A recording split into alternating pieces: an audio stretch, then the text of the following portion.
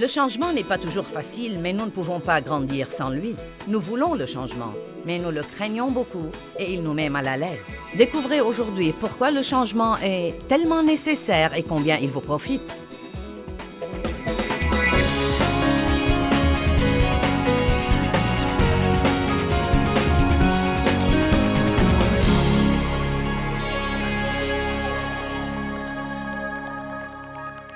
Ce que vous croyez devient votre réalité. Romains 14:14 dit que si nous pensons que quelque chose est un péché, bien qu'il ne soit pas un péché, il deviendra péché pour nous.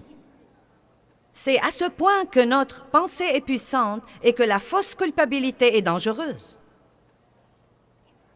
Il y a une différence entre la conviction et la condamnation. Quand le Saint-Esprit nous convainc, nous ressentons un genre sain de remords et de culpabilité. Mais l'ennemi essaye très souvent de nous culpabiliser pour des choses dont nous ne devons pas nous culpabiliser. Par exemple, si vous avez péché et que vous vous êtes vraiment repenti, ça ne sert à rien de vous culpabiliser par après. Donc, si vous continuez à vous culpabiliser par après, et ce genre de culpabilité vous fait le même effet que la première culpabilité, le seul moyen de faire la différence, c'est de connaître la parole de Dieu. Car les deux font le même effet. Je peux me sentir coupable avant de me repentir, et je peux toujours me sentir coupable après mon repentir, et cette culpabilité me fait le même effet que la première. Comment donc saurais-je si je suis coupable ou non? Ma Bible dit que Jésus a porté mes iniquités et qu'il a pris ma culpabilité et ma honte, et qu'autant l'Orient est loin de l'Occident, autant il a éloigné de moi mes péchés et qu'il ne s'en souvient plus. Et j'ai décidé de ne plus me souvenir de ce que Dieu a oublié. Donc vous dites, eh bien, que devrais-je faire de ce que je ressens? Ignorez-le simplement. Je ne peux pas faire ça, si vous pouvez. Non pas que vous niez son existence, mais vous niez sa capacité et son pouvoir de vous contrôler. Et vous pourriez même vous parler un peu à haute voix. D'accord, je me sens toujours coupable, mais je ne le suis pas. Je ne le suis pas. Tu m'entends, diable, je ne le suis pas. Je ne suis pas coupable, il m'a été pardonné, car la Bible dit qu'il m'a été pardonné. Voilà comment vous changez en renouvelant votre pensée. Une pensée renouvelée est en fait plus forte que les faux sentiments.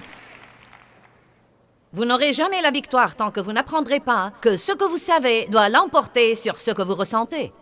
Allez, je prêche très bien. Ce que vous savez doit l'emporter sur ce que vous ressentez. Vous dites, eh bien, je sens que personne ne m'aime et je sens que rien ne va changer. Je me sens si découragée et si déprimée. Hé, j'ai des jours comme ça. Dites dans ces moments-là, hé, je sais ce que je ressens. Mais je sais aussi ce que je sais. Et je sais que Dieu est plus grand et que je peux faire ça si je dois le faire. Si c'est ce que je dois faire, je peux le faire et j'en sortirai victorieux. J'en sortirai victorieux, Dieu le fera travailler pour mon bien. Dans Genèse 11:6, nous voyons un groupe d'individus qui ont cru qu'ils pourraient bâtir une tour qui atteigne jusqu'aux cieux. Et ils se sont tous accordés et ils ont tous dit « Nous pouvons faire ça ». Et la Bible dit une chose étonnante. Elle dit que Dieu a dû confondre leur langage car leur croyance de pouvoir le faire et leur solidarité dans le travail auraient pu le réaliser. Donc Dieu a dû les empêcher de communiquer pour les empêcher de le faire. Ce que vous croyez est très puissant. C'est pourquoi la Bible dit que vous devez amener toute pensée captive. Amener toute pensée captive. En fait, projetons ces versets. Projetons 2 Corinthiens 10, 4 et 5. La plupart d'entre vous les connaissent, mais si vous n'avez jamais vu ce passage phénoménal, car les armes de notre guerre ne sont pas charnelles, des armes de chair et de sang, mais puissantes par Dieu pour le renversement et la destruction des forteresses. À propos, vous dites, quelles sont mes armes? Voici l'une de vos armes principales. La parole de Dieu est l'épée de l'esprit. Quand vous prononcez la parole, vous plantez une épée dans le cœur du diable. Dans la mesure où nous renversons les arguments, les théories et les raisonnements, Satan argumentera contre vous, vous donnera des théories et des raisons. Verset 5. « Et toute hauteur qui s'élève contre la vraie connaissance de Dieu. » Et nous faisons quoi? Nous amenons toute pensée captive. Combien de pensées? Nous amenons toute pensée, toute théorie, tout raisonnement à l'obéissance de Christ le Messie, loin de Dieu. Vous sentez parfois que vous luttez contre vos pensées toute la journée. La meilleure chose à faire, c'est de penser aux bonnes choses et il n'y aura plus de place pour les mauvaises choses. C'est pourquoi vous devez apprendre à penser vous-même au lieu de rester là à ne rien faire et d'attendre que le diable pense à votre place. D'accord, maintenant nous devons comprendre l'anatomie et le processus du changement. Je vais donc vous donner quelques faits sur le changement. Le changement est un processus et c'est souvent un processus assez long. Quand vous essayez de changer une vie qui est complètement gâchée, ça ne va pas se produire du jour au lendemain. C'est pourquoi vous devez vous engager à un processus à long terme. Dieu nous change de gloire en gloire quand nous étudions la parole. Et parfois, nous sentons qu'il y a énormément de temps entre une gloire et l'autre. Quelqu'un sait de quoi je parle?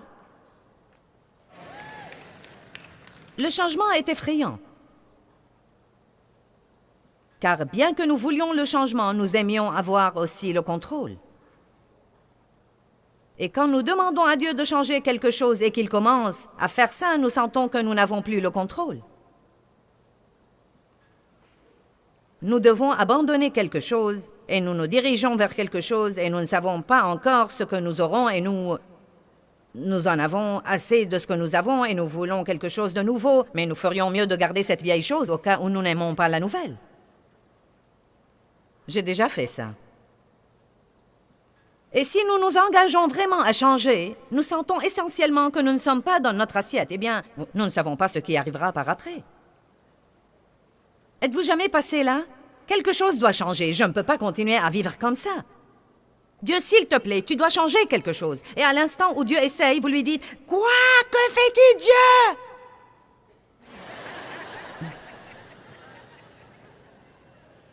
J'ai lu aujourd'hui une chose que j'ai trouvée intéressante. Elle dit « Nous avons tous notre petite version du Seigneur des cercles. » Et cela veut dire que quand nous sommes très petits, nous traçons un cercle autour de notre vie. Et nous entrons là-dedans et nous disons « C'est mon cercle et j'en suis le Seigneur. » Et n'essayez pas d'y toucher. Devinez quoi? Dieu entre dans votre cercle. Le changement vient parce que nous affrontons la peur dans notre vie. Non pas parce que nous ne ressentons jamais la peur, mais parce que nous l'affrontons. N'ayez pas peur ne veut pas dire ne jamais ressentir la peur, mais ne pas la laisser vous contrôler. Dès que les choses commencent à changer dans la vie, tout le monde commence à avoir peur. La vérité, c'est que tous les hommes et toutes les femmes ont peur. Et franchement, celui qui n'a pas peur est insensé. Vous dites, car nous devons absolument savoir que sans Dieu, nous ne pouvons pas faire ce que nous devons faire. Je dois avoir une saine crainte révérentielle quand je monte en chair et que j'ouvre la bouche devant des milliers de personnes. Je ferais mieux d'espérer dire ce qu'il faut. Je ferais mieux d'espérer être mené par Dieu et pouvoir les aider. Je ferais mieux de ne pas venir ici en pensant « c'est du gâteau, j'ai fait ça des milliers et des milliers de fois ». Savez-vous ce qu'est un insensé? Un homme plein d'assurance? Voilà comment les proverbes le définissent. Nous devons donc avoir un genre de crainte saine, une crainte qui dit « je suis sûr que je ne peux pas faire ça sans l'aide de Dieu ». Je n'ai pas besoin d'avoir confiance en moi, j'ai confiance en Dieu. Si vous avez besoin d'un travail, vous devez avoir la crainte saine de savoir que vous ne pourrez pas le trouver sans la faveur de Dieu. La raison pour laquelle nous n'avons aucun succès, c'est que nous nous lançons dans les choses pensant nous pouvons faire qu'elles se produisent. Allez.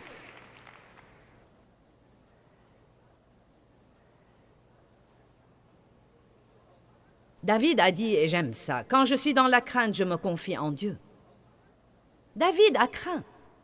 Nous avons tous nos moments de crainte. Vous recevez un mauvais rapport du médecin et vous allez ressentir la crainte. Puis après, vous devez dire, « Quand je suis dans la crainte, je me confie en Dieu. » C'est ça la confiance, car quand nous sommes accablés et que nous ne pourrons pas y arriver, nous devons dire « J'ai peur, Dieu, mais je ne vais pas laisser cette peur me contrôler. Je vais l'affronter. » Le courage, ce n'est pas l'absence de la peur, c'est affronter la peur. C'est la regarder en face et dire « Je me fiche de ce que je ressens, je ferai ce que Dieu me demande de faire. » Et le changement est effrayant. Une des plus grandes raisons pour lesquelles les gens mènent des vies ennuyeuses, impuissantes, c'est qu'ils n'ont pas le courage de faire des changements.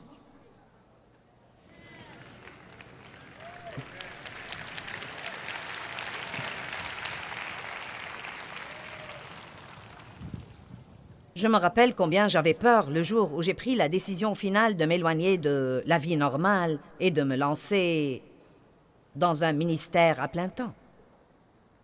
Seigneur, vous n'avez pas la moindre idée à quel point j'avais peur. J'étais une ménagère vivant à Fenton, Missouri, avec 3 enfants, et je connaissais à peine mon nom. Et j'ai senti que Dieu m'appelait à enseigner la parole dans le monde entier. Et tout le monde, non mais tous ceux qui me connaissaient ont cru que j'avais perdu la raison. J'avais cette chose en moi. Je veux faire ça, je peux faire ça. Puis le diable a assailli ma pensée et a assailli mes sentiments. Allez maintenant, il y a toutes sortes d'étapes. Certains d'entre vous ont été bloqués pour longtemps. Et Dieu vous a envoyé ici pour vous débloquer.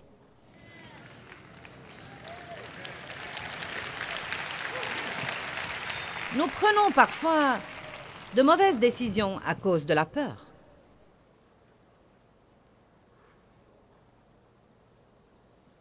Je me suis mariée à 18 ans à un homme que je connaissais à peine, car je craignais que personne ne veuille de moi pour avoir été sexuellement abusée.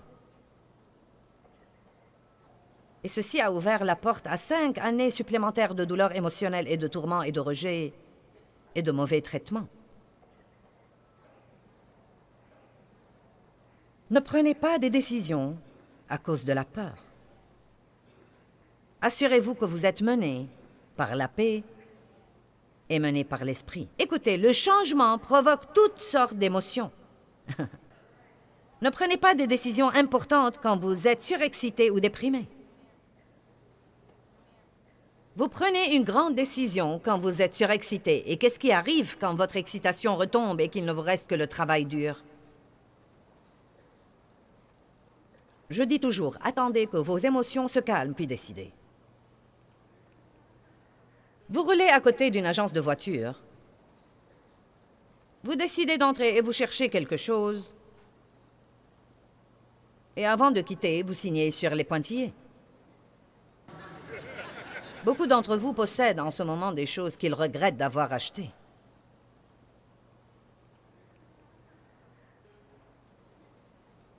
Même quand vous prenez vraiment la décision de changer quelque chose, même quand vous avez le courage de changer quelque chose, et c'est un domaine important pour certains d'entre vous, bien que vous preniez une décision vraiment importante pour changer quelque chose, vous devez vous donner le temps de vous habituer au changement.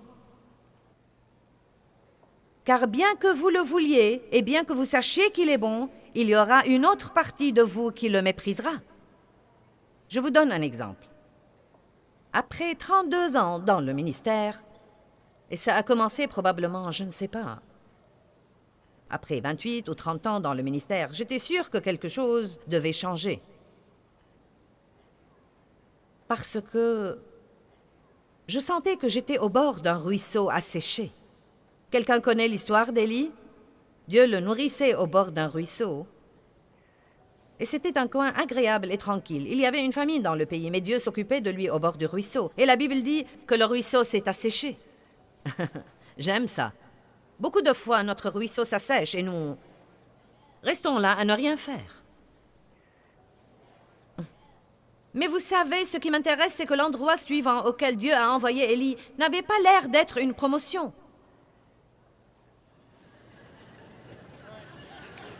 Il était assis au bord de ce ruisseau et il était surnaturellement nourri par les corbeaux. Ça vous plairait que Dieu vous envoie votre petit déjeuner par avion chaque jour? Le reste du monde était dans la famine, et Élie était là, et Dieu s'occupait surnaturellement de lui. Puis le ruisseau s'est asséché, et Dieu a pris Élie à un endroit où une pauvre veuve dépourvue, déprimée, suicidaire était censée s'occuper de lui. Élie était il était le plus grand prophète au monde. Je ne crois pas que ça avait l'air d'une promotion. J'avais un travail dans une église à Saint-Louis. C'était ma deuxième phase dans le ministère. J'ai donné des études de Bible pour 5 ans, puis j'ai travaillé dans cette église pour 5 ans. Et puis Dieu m'a dit que mon rôle était fini là. Et que je devais prendre mon ministère et aller vers le nord, le sud, l'est et l'ouest. Ça avait l'air énorme. Mais personne ne me connaissait. Et vous ne pouvez pas frapper à la porte d'une église et dire « Dieu m'a appelé, puis-je prêcher ?» Donc, je suis allée au nord de Saint-Louis, à l'est, à l'ouest et au sud de Saint-Louis. Je ne savais rien faire d'autre. Donc, je suis allée aux 4 coins de ma ville et j'ai fait quelques réunions, non mais de petites réunions. Et la vérité, c'est que quand j'ai quitté mon travail, le nombre de personnes à qui je prêchais a vraiment diminué. Mais mon travail était devenu un ruisseau asséché. Je n'y étais plus contente, je n'y étais plus satisfaite, je sentais que quelque chose me manquait, mon travail ne répondait pas à mes besoins, il y avait quelque chose qui ne va pas, et finalement mon patron, le pasteur, m'a dit « Quel est ton problème ?» Et je lui ai dit « Je ne sais pas, peut-être que je ne suis plus censée être là, c'était... »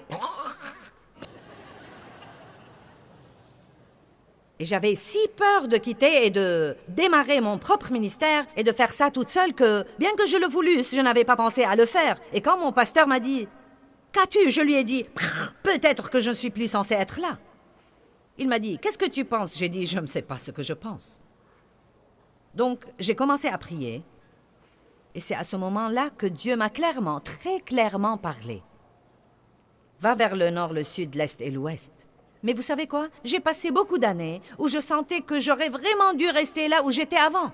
As-tu jamais fait un changement et puis tes circonstances ont porté à croire que tu aurais dû rester là où tu étais?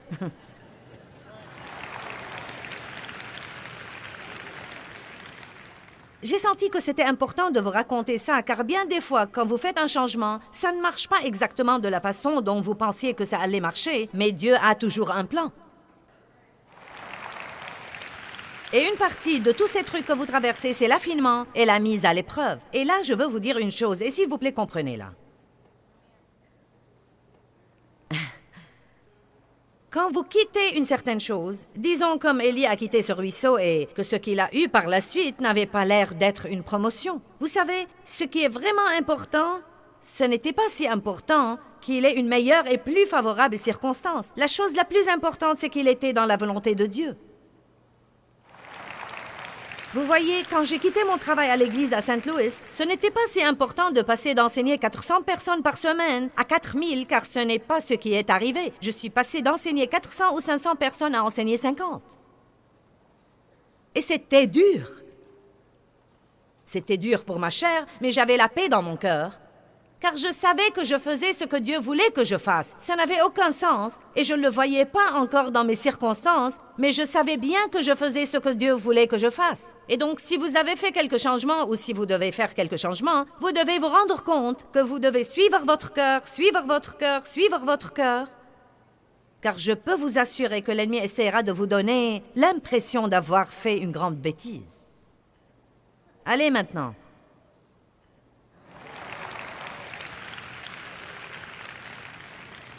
Donc, après environ 28, 30, 32 ans dans le ministère, ce ministère que j'aimais tant est devenu pour moi, comme pour Élie, un ruisseau asséché. Si vous ne comprenez pas que parfois, quand les choses s'assèchent, vous devez faire un changement, vous pourrez renoncer à des choses auxquelles Dieu ne veut pas que vous renonciez. Allez, ce n'est pas parce que votre mariage a l'air d'être un ruisseau asséché que vous devez chercher un autre homme ou une autre femme. Amen. Peut-être que vous avez besoin d'un peu d'aventure dans votre mariage. Allez, et peut-être que vous devez être la personne qui le suscite. Au lieu de vouloir toujours que quelqu'un d'autre le fasse, peut-être que vous devez le faire. Allez. Pourquoi ne pas être le premier à faire quelque chose d'un peu aventureux dans votre vie, à ce qui vous semble tout à fait asséché, à ce qui vous semble mort. J'ai senti que, je vais être franche avec vous, j'en avais vraiment assez de faire ça. Et ce n'est pas que je voulais renoncer à prêcher, j'aimais Dieu et je voulais accomplir son appel sur ma vie, mais j'étais vraiment...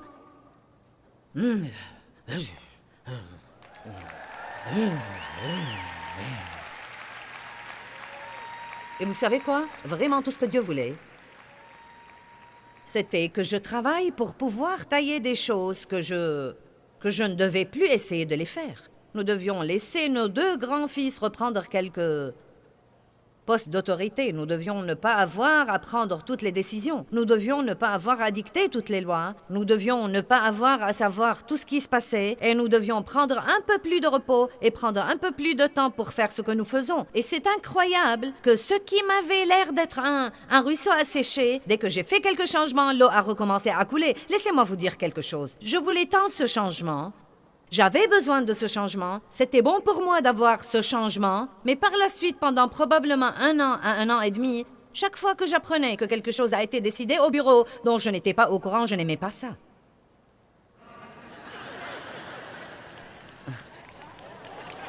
Je veux que vous compreniez ceci.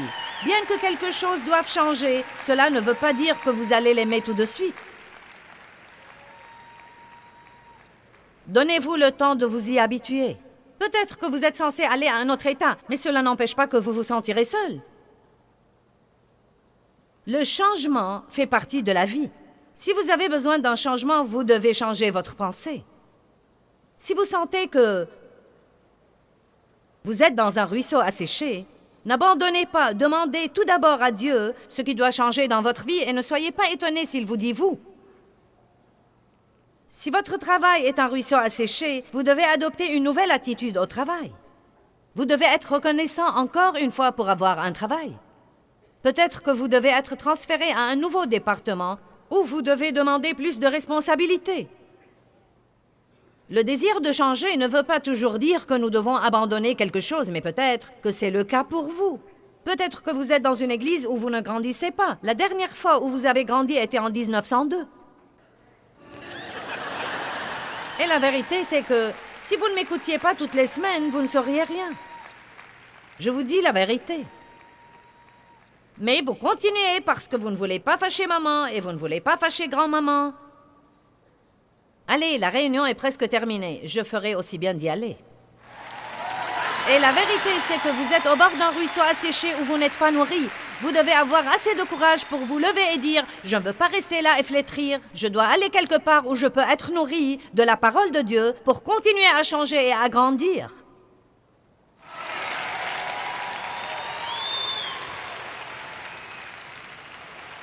J'aimerais que chacun de vous soit assez hardi ce week-end pour dire à Dieu « Dieu, je veux que tu me changes. Je veux que tu m'utilises pour changer tout ce que tu veux m'utiliser pour changer dans le monde. Je crois vraiment que tu peux tout changer. Moi, mes circonstances, mes enfants, mon mariage, mes finances, il n'y a rien que tu ne puisses pas changer. Je sais que le changement n'est pas facile, mais je m'engage à être là où tu veux que je sois à tout moment. Je ne vais pas rester là à ne rien faire et pour rire avec ma pensée puante. Amen. Que tout le monde crie « Changement !» Bon, levons-nous.